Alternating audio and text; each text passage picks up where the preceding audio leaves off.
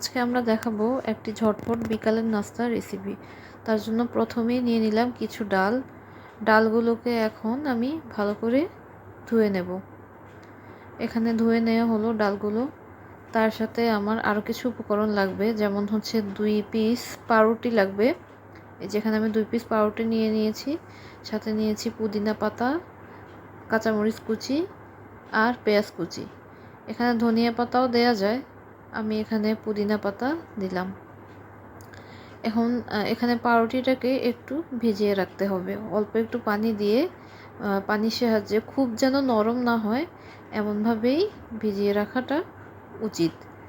এখন আমাকে যেটা করতে হবে, আমি এই উপকরণগুলো সাজিয়ে রেখে ডালটাকে ব্লেন্ডারে ব্লেন্ড করে নিব। এই যে ব্লেন্ড করে নেওয়ার পরে এখন আমি আস্তে আস্তে সব উপকরণগুলো মেশাবো। একটু আদা রসুন বাটা দিয়ে দিলাম, একটু লবণও দেয়া হলো। এখন লবণ দেওয়ার পরে আমি এখন পাউরুটির টুকরোগুলোকে আস্তে আস্তে ছিঁড়ে এটার সাথে মিশিয়ে নেব। পাউরুটির টুকরোগুলোকে আপনি আপনার পছন্দ মতো সাইজে ছিঁড়ে নিতে পারেন।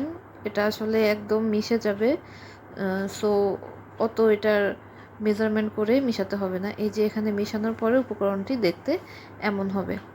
এখন আমি একটা একটা করে নিয়ে তেলে ভেজে নিব। এখন আমি সরাসরি চলে যাচ্ছি চুলাতে। এখানে আমি চপগুলো এই সাইজে দিয়ে আস্তে আস্তে এখানে ভেজে নিচ্ছি। এগুলোর এক পাশ ভাজা হয়ে গেলে আস্তে করে উল্টে আমি অপর পাশটাও ভেজে নিব। এ সময় চুলার জালটা একদম কমিয়ে রাখতে হবে, যেন এক পাশ ভাজা হওয়ার পরে আরেক পাশ ভাজা হয়। এখানে এক পাশ ভাজা হওয়ার পরে আমি আরেক পাশ ভাজা হওয়ার জন্য অপেক্ষা করছি। চুলা কমিয়ে রাখতে হবে, কারণ বেশি তাপে দিলে ভিতরটা কাঁচা থাকবে। আমি এখন এখানে একটা ছোট বড়াকে ভেঙে দেখাবো ভিতরে দেখতে কেমন হয়েছে।